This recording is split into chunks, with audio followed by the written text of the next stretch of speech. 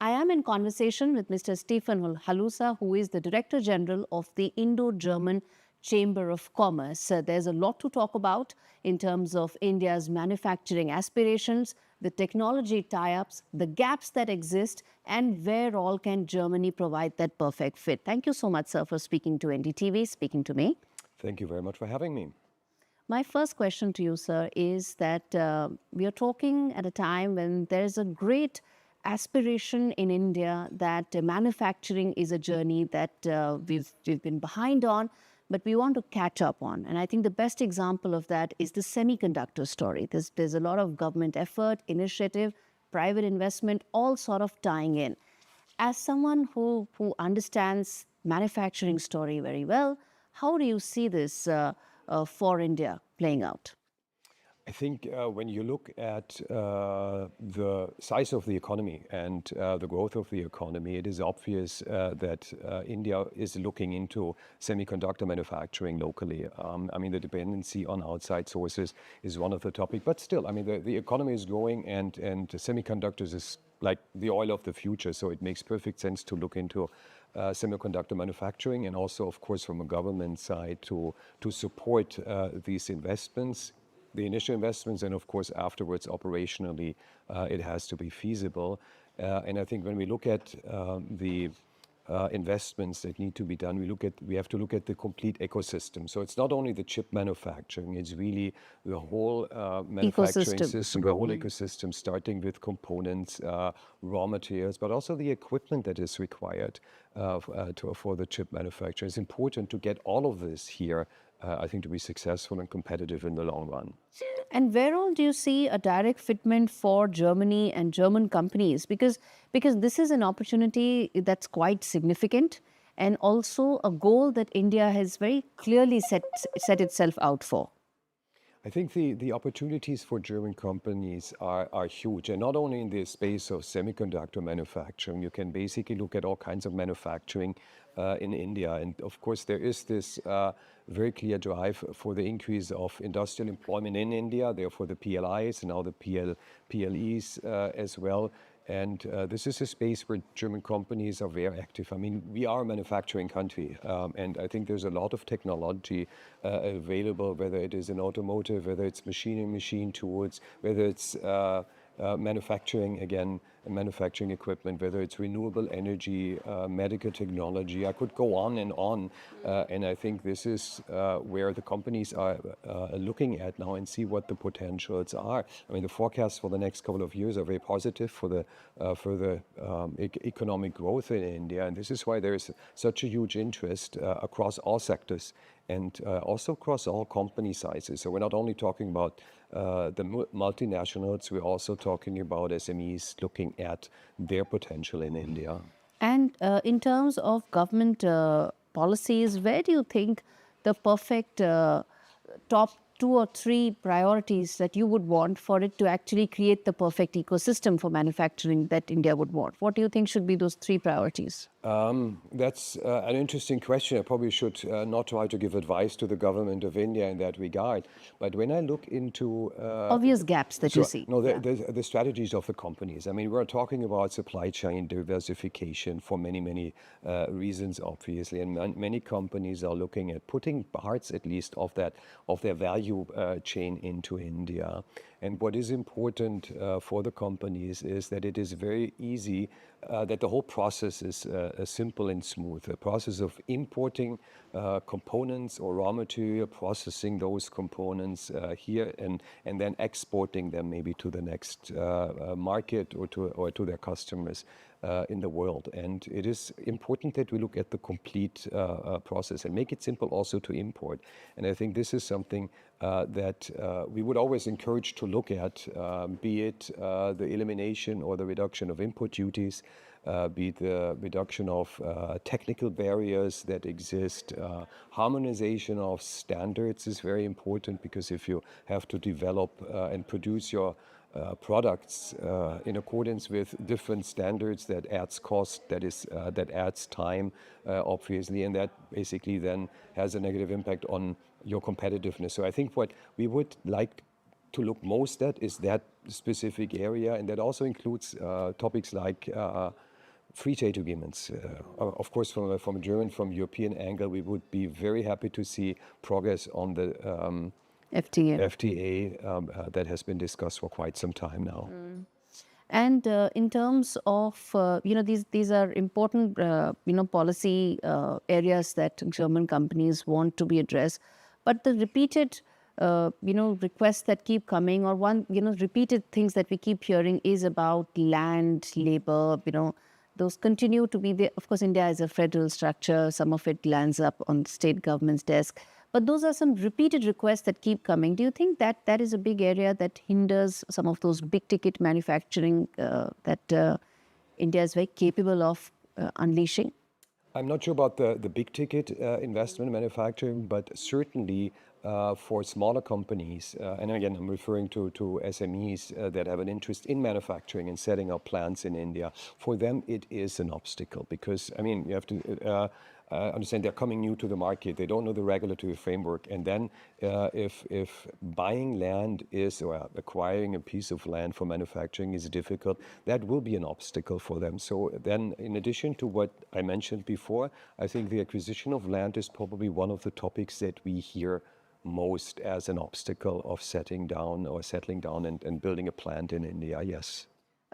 Germany is an automobile hub.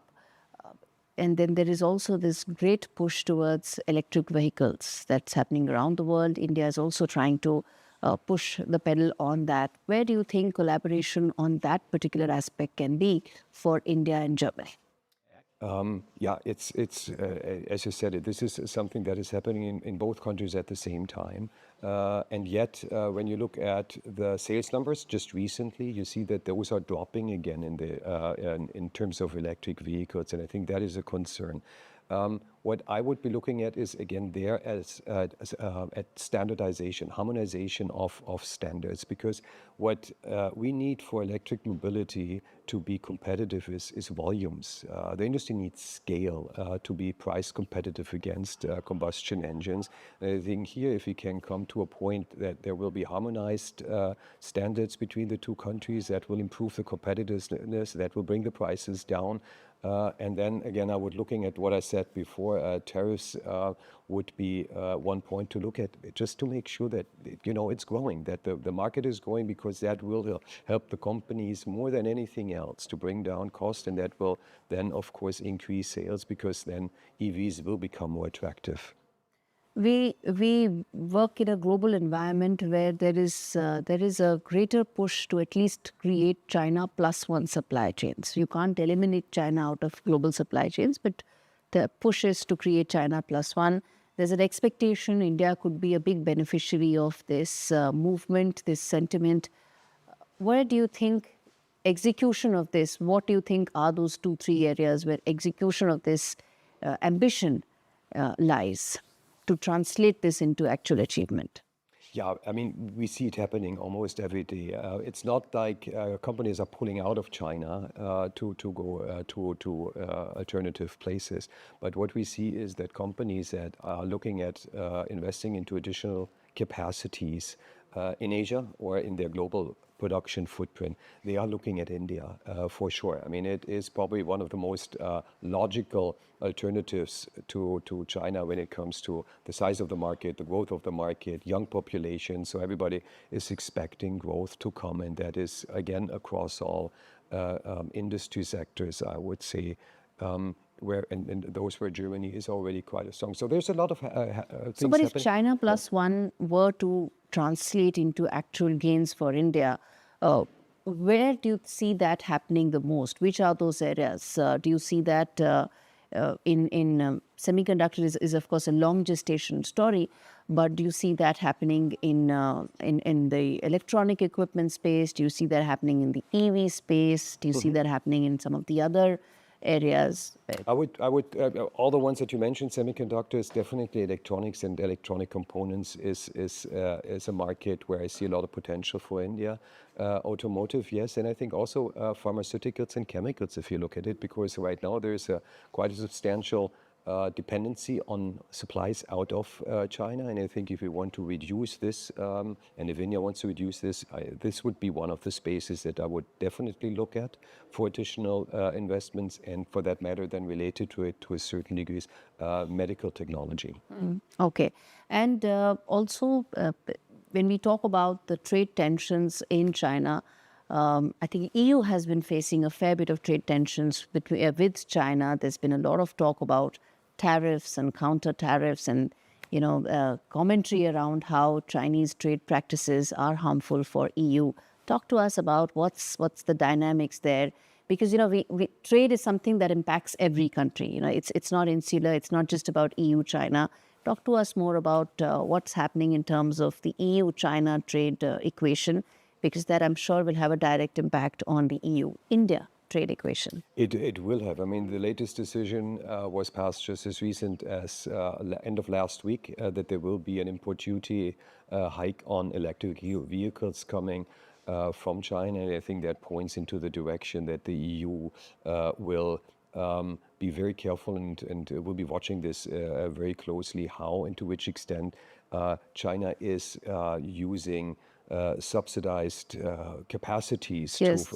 to export to other markets, and that will continue to happen. I mean, that was against the explicit wish of the German government, because specifically automotive is an important market for us. Germany is an outlier, right, when it comes to EU's stronger position on China. I think there are two things that come together. Germany, of course, has the largest Trade exposure. trade exposure with China, so this is one in both directions.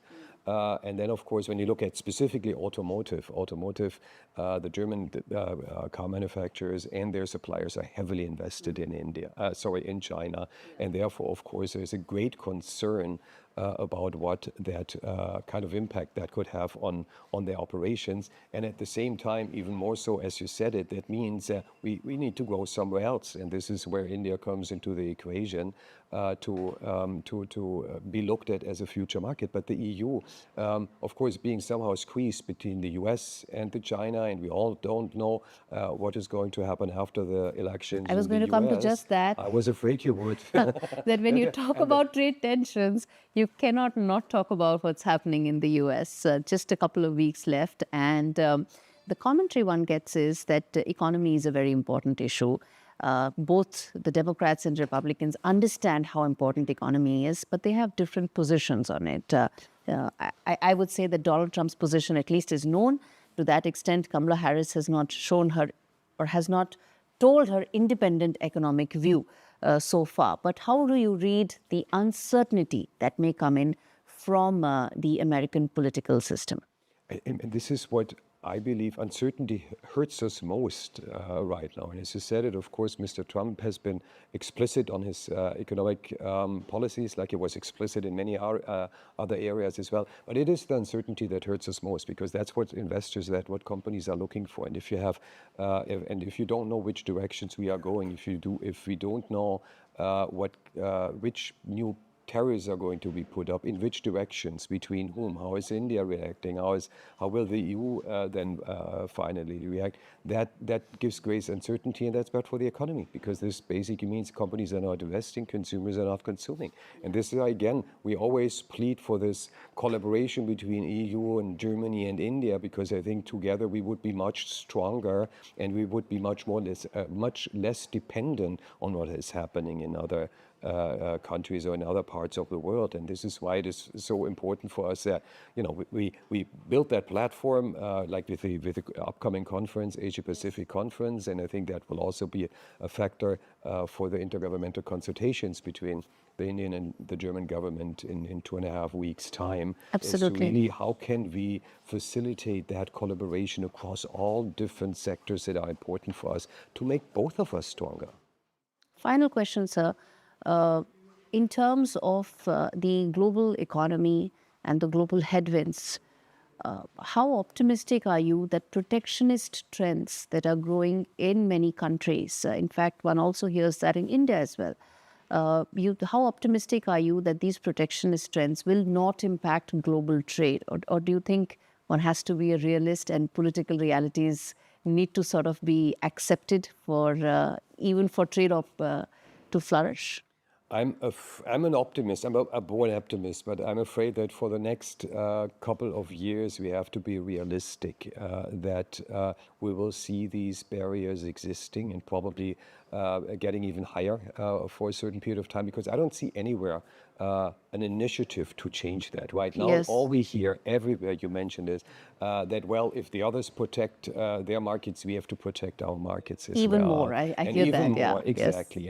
And I mean, we know what this. I mean, this is going to make products more expensive, and that leads to inflation. That of course is always has an impact, negative impact on economic growth. So again, there, the optimist comes in. I kind of hope that in the not too distant future, that again will prevail. The governments will see and act to it. That actually what we need, not only for economic growth globally, but also to solve the problems that we have globally together. And because that no country can do that by itself. We need global collaboration, whether it's climate change, climate crisis, whether it's, I don't know, coming pandemics, and we just been to one, or the threat of coming pandemics. It's so obvious that it's not going to work on One different country on islands. its own. Yeah. Exactly. So again, but I'm afraid that for the next 2 or 3 years, we will not see that changing.